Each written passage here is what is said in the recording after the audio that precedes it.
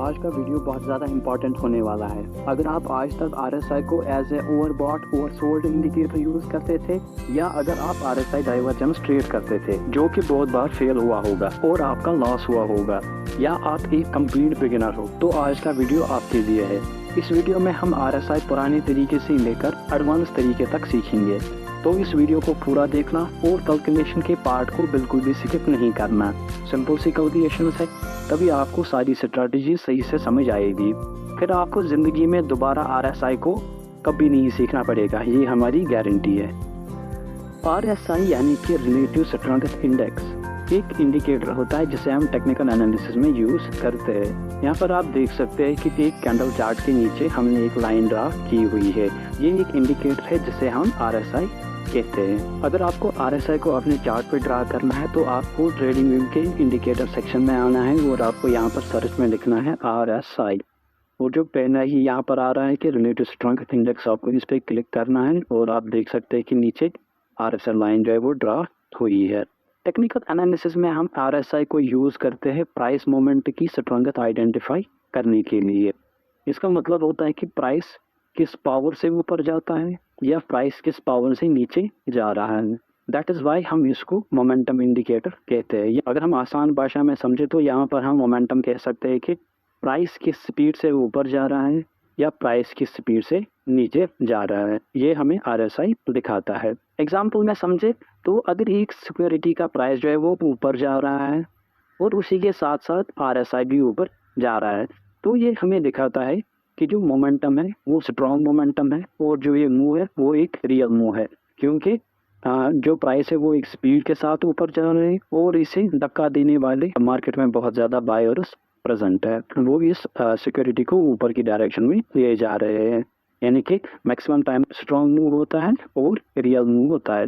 Similarly अगर एक security का प्राइस जो है वो नीचे की डायरेक्शन में जा रहा है और इसी के साथ साथ RSI भी नीचे की डायरेक्शन में जा रहा है, ये हमें दिखा रहा है कि प्राइस जो है वो एक मोमेंटम के साथ नीचे जा रहे हैं, तो ये एक ट्रू मूवमेंट होता है। ये हमें दिखा रहा है कि प्राइस नीचे जा रहे हैं लेकिन इसे सपोर्ट करने वाले बहुत सारे सेलर्स हैं और एक स्पीड के साथ जो है वो प्राइसेस नीचे जा रहे हैं। लेकिन बहुत केसेस में क्या होता है कि प्राइस जो है वो ऊपर की डायरेक्शन में जा रहा होता है, लेकिन RSI या तो साइडवेज होता है या तो हल्का सा नीचे जा रहा होता है या तो उतना ऊपर नहीं जा रहा होता है। ये हमें दिखाता है कि प्राइस जो है वो ऊपर तो जा रहा है लेकिन एक मोमेंटम के साथ नहीं जा रहा है।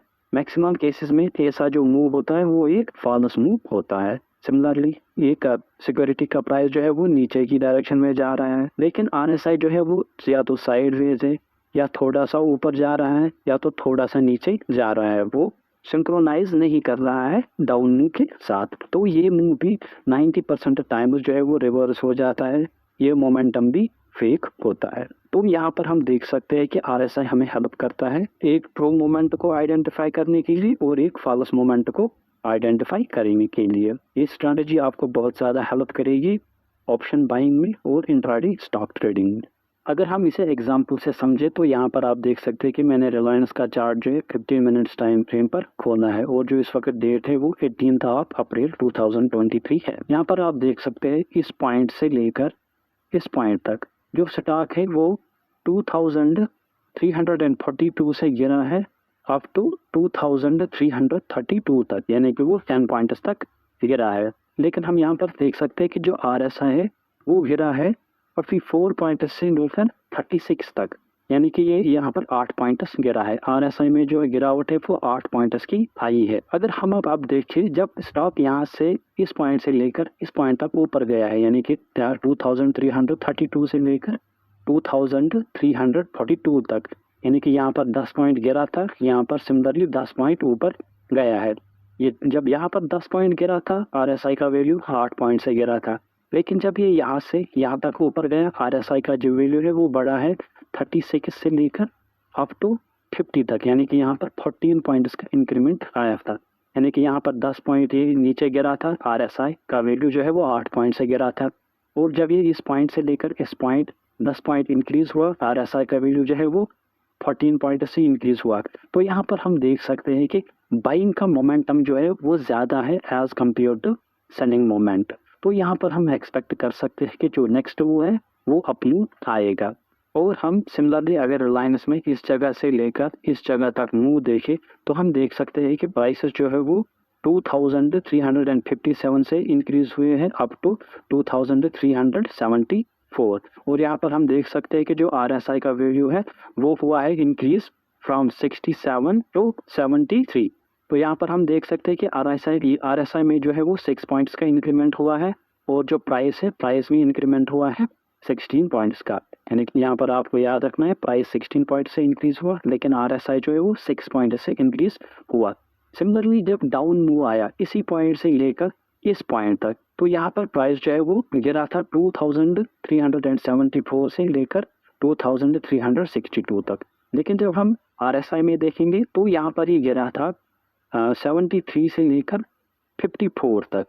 यहाँ से जो यहाँ तक पॉइंट्स डिक्रीज हुए हैं वो है 12 पॉइंट्स, लेकिन RSI में जो गिरावट आई है वो तकरीबन 19 पॉइंट्स की गिरावट आई है। यहाँ पर हम देख सकते हैं जब प्राइस बढ़ा तब हम देख सकते हैं कि प्राइस जो है वो 16 पॉइंट से इंक्रीज हुआ लेकिन RSI 6 पॉइंट से इंक्रीज हुआ। लेकिन जब प्राइस गिरा तो वो 12 पॉइंट से गिरा लेकिन RSI 19 पॉइंट से गिरा। तो हम यहाँ पर कह सकते हैं कि जो RSI है वो हमें इंडिकेट कर रहा है जो मोमेंटम है वो डाउनवर्ड डायरेक्शन में है। तो यहाँ पर हम फिर डाउनवर्ड डायरेक्शन की पोजीशन बना सकते थे। फिर हम यहाँ पर देख सकते हैं उसके बाद कितना बड़ा प्राइस मूवमेंट आया है नीचे की तरफ। तो यही मैं समझा रहा था कि जो RSI है वो हमें मोमेंटम की लिए यूज़ करते हैं। तो अब हम बढ़ते हैं इस वीडियो की इम्पोर्टेंट सेक्शन की तरफ जो कि है RSI कैलकुलेशन, जो कि आपको बिल्कुल भी स्किप नहीं करनी है। यहाँ पर मैं आपको बताना चाहूँगा कि आपको ट्रेडिंग व्यू में कोई भी कैलकुलेशन नहीं करनी है, बस आपको वहाँ पर इंडिकेटर डायरेक्टली ड्रा करना होता है। तो आपको वहाँ पर कोई कैलकुलेशन नहीं करनी होती है।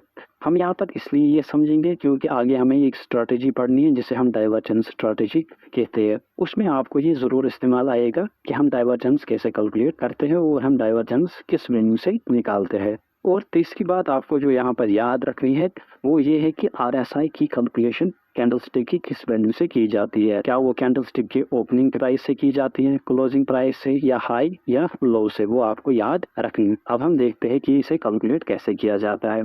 मान लेते हैं मैं 14 डेज का RSI कैलकुलेट करना चाहता हूँ। तो मैं क्या देखूंगा कि 14 डेज में कितने ऐसे दिन थे जब प्राइस अपनी ओपनिंग प्राइस से ऊपर क्लोज हुआ है, यानी कि इसकी एवरेज पॉइंट जो है वो गेन हुए है। फिर मैं वो दिन देखूंगा जब इस सिक्योरिटी का प्राइस जो है वो गिरा है। फिर मैं उन सब का एवरेज लूंगा, फिर उससे हम निकालते हैं इसकी वैल्यू। RSI का जो फार्मूला होता है वो होता है 100 minus 100 divided by 1 plus RS। और जो यहाँ पर RS का वैल्यू होता है वो बराबर होता है average gains divided by average losses. अगर आपको अभी तक यहाँ पर कन्फ्यूजन हुआ है तो वेट कीजिएगा, तो अभी हम आपके सारे कन्फ्यूजन्स क्लियर करेंगे। यहाँ पर आप देखिए, मैं एज्यूम करता हूँ कि एक स्टॉक जो है जिस दिन हम देख रहे हैं उसका प्राइस जो है वो 99 पर है, ठीक है। फिर अब हम 14 डेज का RSI कैलकुलेट करेंगे। यहाँ पर हम देखेंगे जब पहला दिन था उस दिन जो क्लोजिंग प्राइस है वो 100 था, यानी कि जो पहला प्राइस था 99, उससे कितने पॉइंट्स इंक्रीज हुए? 1 पॉइंट इंक्रीज हुआ है। क्या कोई पॉइंट लॉस हुआ है? नहीं हुआ है। दूसरे दिन 102 रुपीज़ पर ये पहुंचा है। इससे पैसा जो था वो 100 पे आया था। अब कितने पॉइंट्स का इंक्रीज हुआ है? 2 पॉइंट्स का। सिमिलरली 105 पे आया, इससे कितने पॉइंट्स का इंक्रीज हुआ? 3 पॉइंट्स का इंक्रीज हुआ। अब हम यहाँ पर देखते हैं, फाइनली यहाँ पर प्राइस जो है वो 100 पर पहुँच चुका है 6 डे पर। यहाँ पर जब प्राइस 99 पर पहुँचा तो हम देख सकते हैं कि 1 पॉइंट लॉस हुआ। फिर यहाँ पर जब 97 पर आया तो 2 पॉइंट लॉस हुए हैं। फिर हम क्या करते हैं, इन्हें हम टोटल सम करेंगे कि एवरेज जो पॉइंट से गेन कितने हुए। यहाँ पर हम देखेंगे कि एवरेज पॉइंट जो है वो कितने लॉस हुए थे। जो टोटल गेन पॉइंट्स थे वो 29 है और जो लॉस पॉइंट्स है वो 10 है। फिर हम इनका एवरेज निकालेंगे, यानी कि एवरेज गेन पॉइंट जो है वो 29 डिवाइडेड बाई 14 होगा, क्योंकि हम 14 डेज का जो RSI वो कैलकुलेट करते हैं। तो यहाँ पर आप देख सकते हैं वैल्यू जो है 2.07 आई है। Similarly average points lost 10 divided by 14, उसका वैल्यू जो है वो आया है 0.714।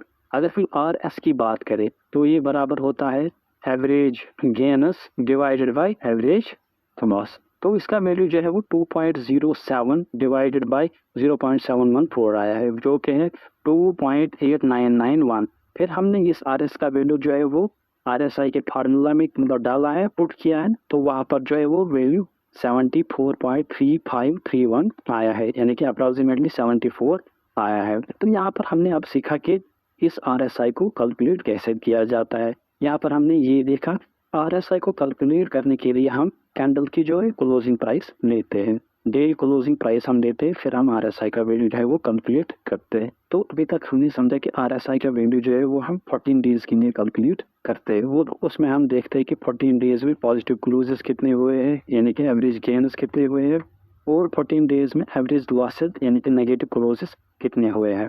तो हम यहाँ पर कह सकते हैं कि RSI का वैल्यू जो है वो राइज करेगा यानी कि इंक्रीज करेगा जब number and size of the positive closes increases. जब एवरेज गेनर्स या पॉजिटिव क्लोजेस इंक्रीज हो जाएगी तब RSI का वैल्यू भी जो है वो ऑटोमेटिकली इंक्रीज करेगा।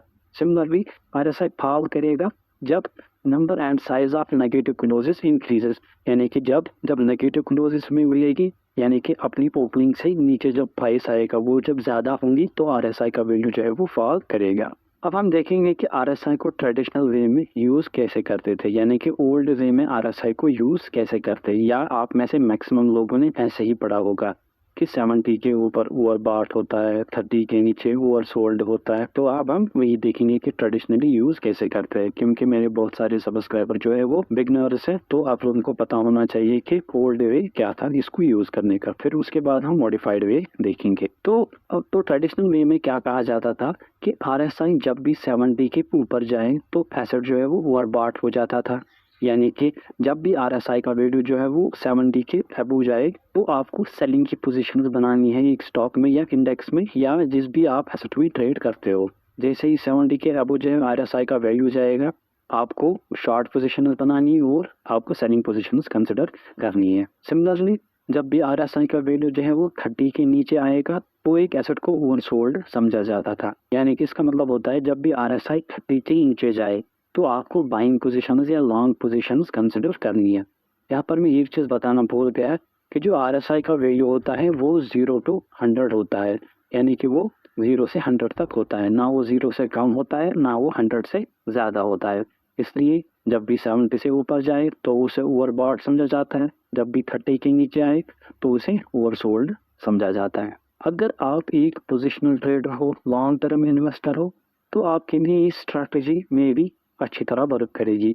लेकिन अगर आप इंट्राडे ट्रेडर हो या ऑप्शन बायर हो या फ्यूचर्स में ट्रेड करते हो तो अगर आप RSI ऐसे यूज़ करोगे तो आप बैंकरप्ट हो जाओगे, फिर आपको वर्ल्ड बैंक भी लोन नहीं देगा।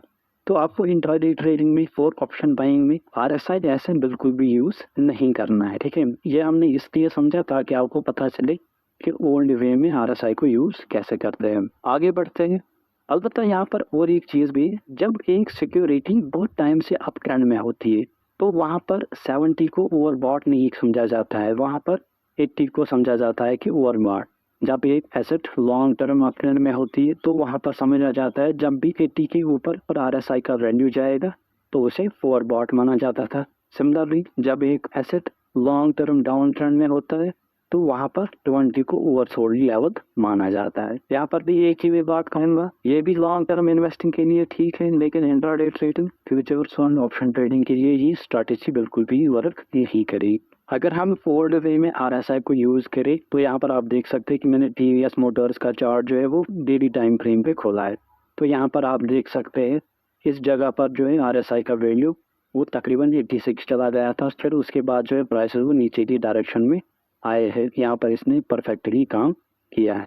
यहाँ पर आप देख सकते हैं कि RSI का वैल्यू जो है फिर से 83 पर पहुँच गया था, लेकिन फिर ही जो प्राइस है वो फिर से ऊपर की डायरेक्शन में कंटिन्यूसली गई है। तो यहाँ पर इसने बिल्कुल भी वर्क नहीं किया है।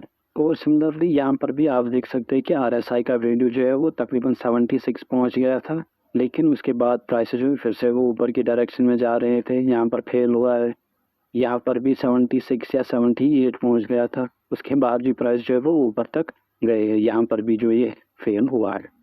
तो यहाँ पर हम कह सकते हैं कि मैक्सिमम टाइम्स ये स्ट्रेटेजी जो है वो फेल हो जाती है। अभी तक हम देख रहे थे कि RSI को ट्रेडिशनल वे में यूज़ कैसे करते थे, तो अब हम देखेंगे कि हम RSI को नए तरीके से इस्तेमाल कैसे करेंगे।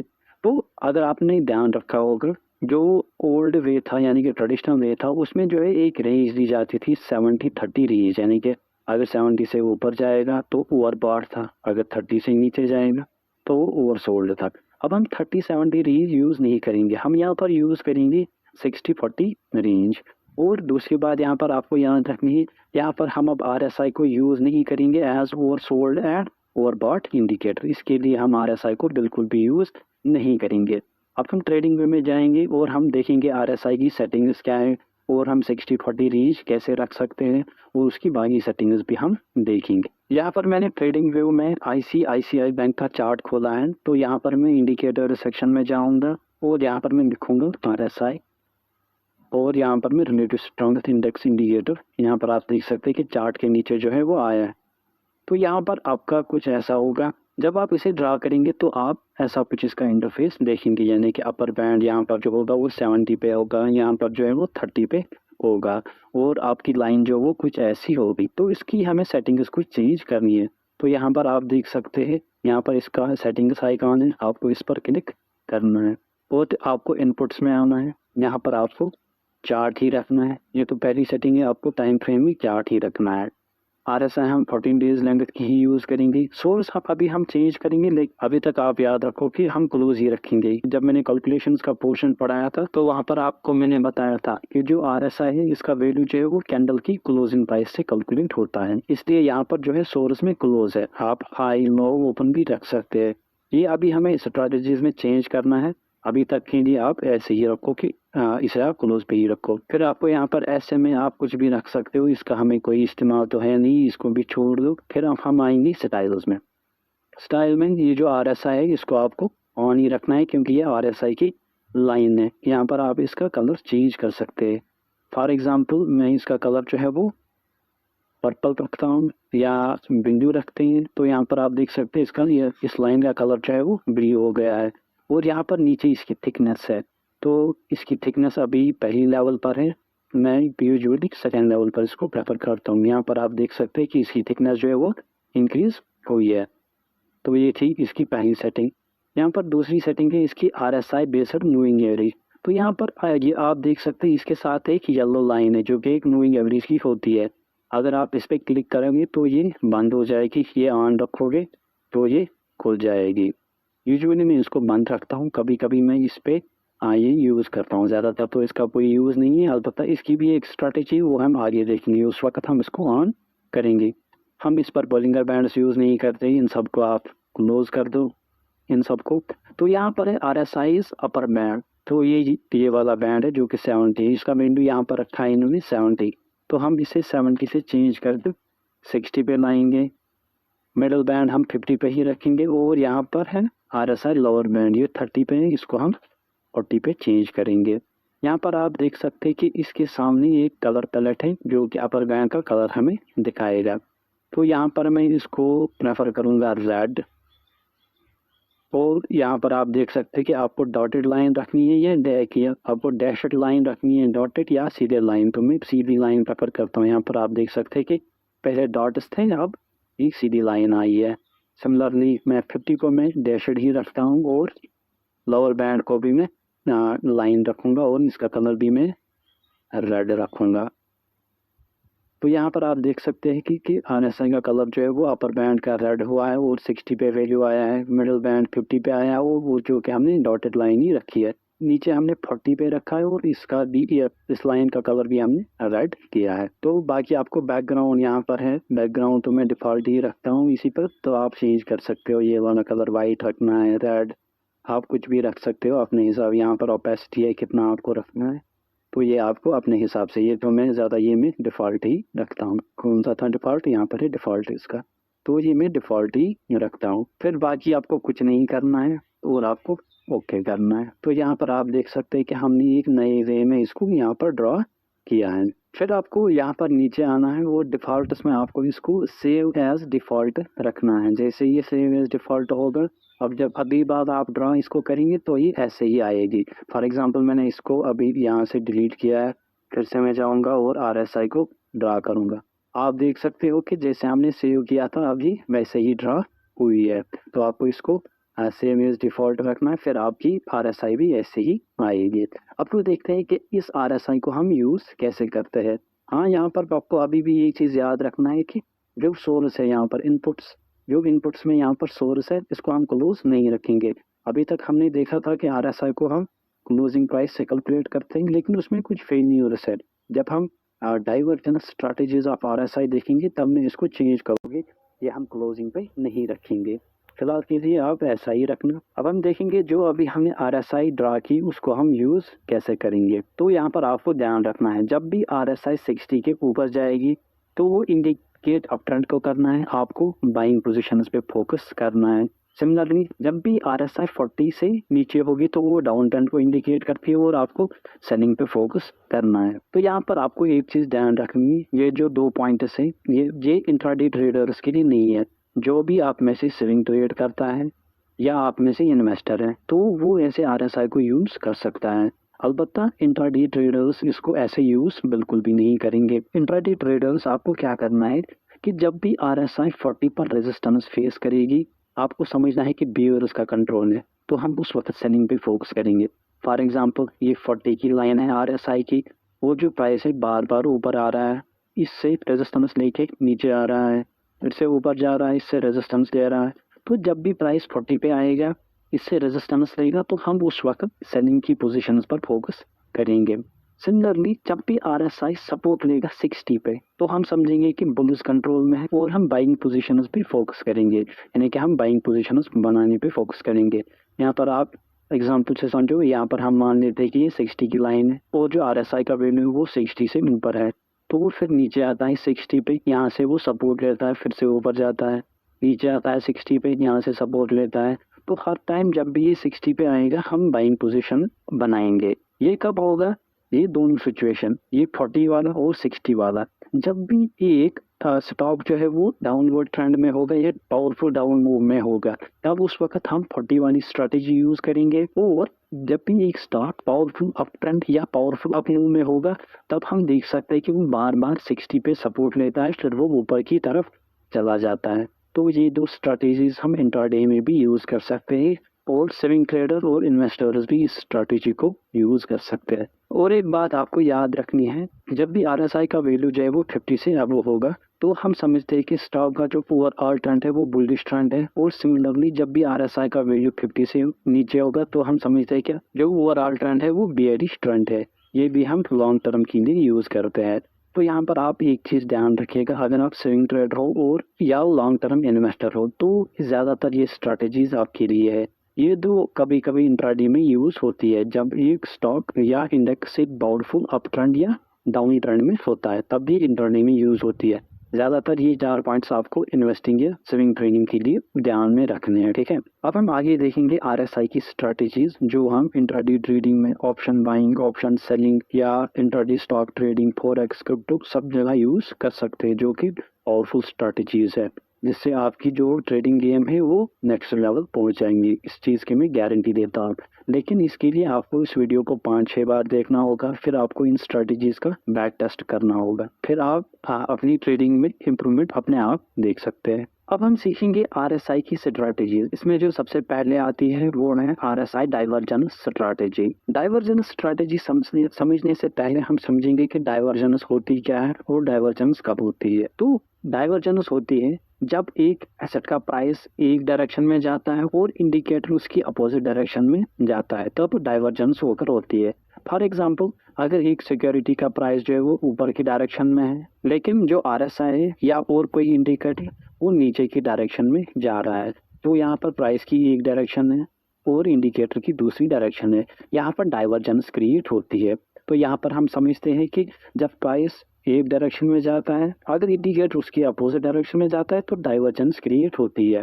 सिमिलरली अगर प्राइस नीचे की डायरेक्शन में जा रहा है लेकिन जो इंडिकेटर है वो ऊपर की डायरेक्शन में जा रहा है तो यहाँ पर भी डाइवर्जेंस होती है। तो अब समझिए कि डाइवर्जेंस के कितने टाइप्स होते हैं। डाइवर्जेंस के 2 टाइप्स होते हैं, पहले को हम बुलिश डाइवर्जेंस कहते हैं, दूसरे को हम बियरिश डाइवर्जेंस कहते हैं। बुलिश डाइवर्जेंस को आल्सो पॉजिटिव डाइवर्जेंस कहा जाता है और बियरिश डाइवर्जेंस को आल्सो नेगेटिव डाइवर्जेंस कहा जाता है। तो अब हम देखेंगे कि बुलिश डाइवर्जेंस कब होती है और क्या होती है और बियरिश डाइवर्जेंस कब होती है और क्या होती है। बुलिश डाइवर्जेंस की बात करें तो बुलिश डाइवर्जेंस होकर होती है when price of the security is making lower lows but RSI is making higher lows. इसका मतलब होता है जब एक सिक्योरिटी का प्राइस जो है वो नीचे की डायरेक्शन में जा रहा होता है, यानी कि वो लोअर लोज बना रहा होता है, लेकिन जो RSI वो हायर लोज बना रहा होता है, यानी कि ये प्राइस जो है वो नीचे की डायरेक्शन में जा रहा है, लेकिन जो RSI वो ऊपर की डायरेक्शन में जा रहा है, तब बुलिश डाइवर्जेंस क्रिएट होती है। इसे हम अभी चार्ट पर भी समझेंगे विद प्रैक्टिकल एग्जांपल्स। अब हम देखेंगे कि बेयरिश डाइवर्जेंस क्या होती है या नेगेटिव डाइवर्जेंस क्या होती है। बेयरिश डाइवर्जेंस होकर होती है जब एक प्राइस जो है वो सिक्योरिटी का वो हायर हाइज बना रहा होता है, लेकिन जो RSI है वो लोअर हाइज बना रहा होता है। इसका मतलब है प्राइस जो है वो ऊपर की डायरेक्शन में जा रहा है, ये हाई है, फर्स्ट हाई, फिर हायर हाई, फिर नेक्स्ट हाई, ये प्राइस का मोमेंट है। लेकिन जो RSI है वो नीचे की डायरेक्शन में जा रहा होता है, लोअर हाई बना रहा है, लोअर हाई बना रहा है और लोअर हाई बना रहा है। यहाँ पर बेयरिश डाइवर्जेंस क्रिएट होती है। तो यहाँ पर अभी हमने देखा कि डाइवर्जेंस दो किस्म की होती है, एक होती है बुलिश डाइवर्जेंस, दूसरी होती है बेयरिश डाइवर्जेंस। बुलिश डाइवर्जेंस तब होती है जब एक प्राइस जो है वो लोअर लोज लगाता है, लेकिन जो RSI है वो हायर लोज बनाता है, यानी कि वो एक दूसरे के अपोजिट डायरेक्शन में चले जाते हैं।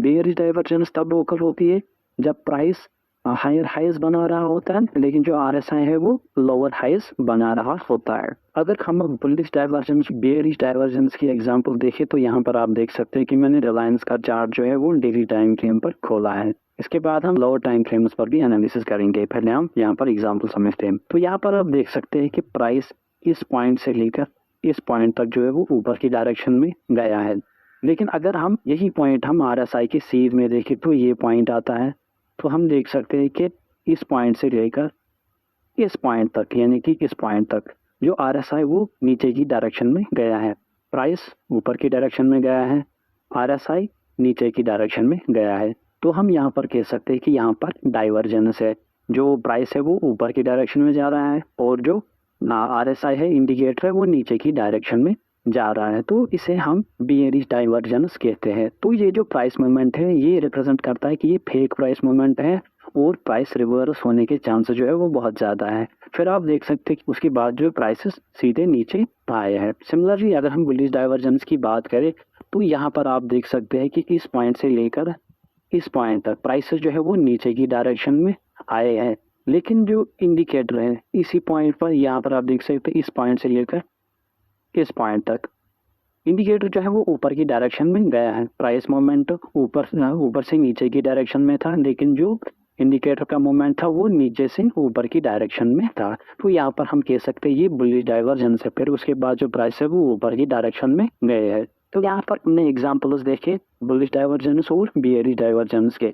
और एक बात आपको याद रखनी है कि ये जो मैं पॉइंट्स जाइन कर रहा हूँ वो इस या तो 40 के नीचे होने चाहिए या 60 के ऊपर होने चाहिए। कम से कम एक पॉइंट तो इस रेंज में होना चाहिए, यानी कि 60 के ऊपर या 40 के नीचे होना चाहिए। यहाँ पर जो दोनों पॉइंट थे वो 60 के ऊपर थे, यहाँ पर जो दोनों पॉइंट थे वो 40 के नीचे थे। तो ऐसे हम डाइवर्जेंस देखते हैं। अब हम इसे लोअर टाइम फ्रेम्स पर एनालाइज करेंगे, जिसे हम इंट्राडे ट्रेडिंग में यूज करेंगे और ऑप्शन ट्रेडिंग में यूज करेंगे। डाइवर्जेंस के लिए अभी भी मैंने आपको कहा कि गुड रिजल्ट्स अगर आपको चाहिए तो एटलीस्ट 1 पीक या ट्रफ जो है वो ओवरबॉट या ओवरसोल्ड रीजन में होना चाहिए, यानी कि 60 के ऊपर या 40 के नीचे होना चाहिए, या अगर दोनों पीक्स भी उसी रेंज में होगी तो वो ज़्यादा बेहतर रहेगा।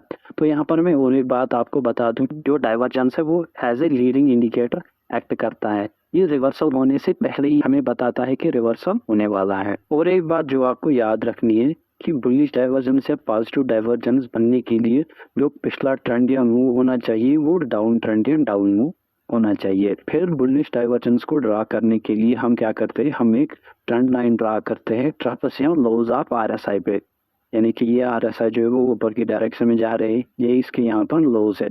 हम इन पे एक ट्रेंड लाइन ड्रा करते हैं बुलिश डाइवर्जेंस को आइडेंटिफाई करने के लिए। सिमिलरली बेयरिश डाइवर्जेंस या नेगेटिव डाइवर्जेंस बनने के लिए जो पिछला ट्रेंड या मूव होना चाहिए वो एक अप ट्रेंड या अप मूव होना चाहिए। इसको आइडेंटिफाई करने के लिए हम एक ट्रेंड लाइन ड्रा करते हैं। जो RSI है उसके हाइज पे हम एक ट्रेंड लाइन ड्रा करते हैं, ये इसके हाइज है तो इस पे हम एक ट्रेंड लाइन ड्रा करते हैं। अगर हम अब निफ्टी 50 में बुलिश डाइवर्जेंस और बेयरिश डाइवर्जेंस को देखें, यहाँ पर मैं आप देख सकते हैं मैंने निफ्टी 50 का चार्ट जो है वो 5 मिनट्स टाइम फ्रेम पे खोला है, यानी कि वो टाइम फ्रेम जिसपे हम इंट्राडे ट्रेड्स करते हैं। यहाँ पर आप देख सकते हैं इस पॉइंट पर, तो यहाँ पर आप देख सकते हैं इस पॉइंट से लेकर इस पॉइंट तक जो प्राइस है वो नीचे की डायरेक्शन में आया है, लेकिन अगर हम यही RSI पर देखें, इस पॉइंट से लेकर इस पॉइंट तक जो RSI है वो ऊपर की डायरेक्शन में गया है, यानी कि यहाँ पर एक बुलिश डाइवर्जेंस है। फिर आप उसके बाद देख सकते हैं कि प्राइस जो है वो ऊपर की डायरेक्शन में गए हैं। यहाँ पर इस वाली स्ट्रैटेजी में ये प्रॉब्लम है कि बहुत सारे लोग जो है वो विक्स को ज्वाइन करके ट्रेंड लाइन खींचते हैं, फिर बताते हैं कि यहाँ पर डाइवर्जेंस है। जबकि अगर आपको याद होगा, जब हम RSI कैलकुलेट करते हैं वहाँ पर हम लोज या हाइज ऑफ द कैंडल नहीं देते हैं, वहाँ पर हम क्लोजिंग ऑफ द कैंडल लेते हैं। यहाँ पर आपको पता होनी चाहिए कि इसलिए डाइवर्जेंस आपकी 60 to 70% टाइम जो है वो फेल हो जाती है। फिर लोग कहते हैं इसके लिए हमारे पास एक स्ट्रेटजी है, उसे फेलिंग डाइवर्जेंस कहते हैं। तो वैसा कुछ नहीं होता है, ठीक है। यहाँ पर आपको क्या करना है कि मैंने आपको कहा था कि हमें और एक सेटिंग यहाँ पर चेंज करनी है। ये जो सोर्स है इसको हम क्लोज नहीं रखेंगे, इसको हम H2 रखेंगे, यानी कि अब ये एवरेज निकालेगा हाइज और लोज आता है कैंडल का, जिसे हम विक्स कहते हैं। क्योंकि हम डाइवर्जेंस जो है वो विक्स को देखकर कैलकुलेट करते हैं और विक्स पे ही हम ट्रेंड लाइन ड्रा करते हैं, फिर हम डाइवर्जेंस देखते हैं। इसलिए हम यहाँ पर जो है सेटिंग्स में H2 रखेंगे, यानी कि हाई एंड लो, या हम open high and low close चारों ही रख सकते हैं। ज़्यादातर केस में हाई एंड लो ही रखता हूँ। फिर आपको यहाँ पर ओके करना है। अब आप देख सकते हैं कि ये जो डाइवर्जेंस है, क्लियरली ये डाइवर्जेंस दिख रही है इस पॉइंट से लेकर इस पॉइंट तक। ये अभी क्लियर डाइवर्जेंस दिख रही है।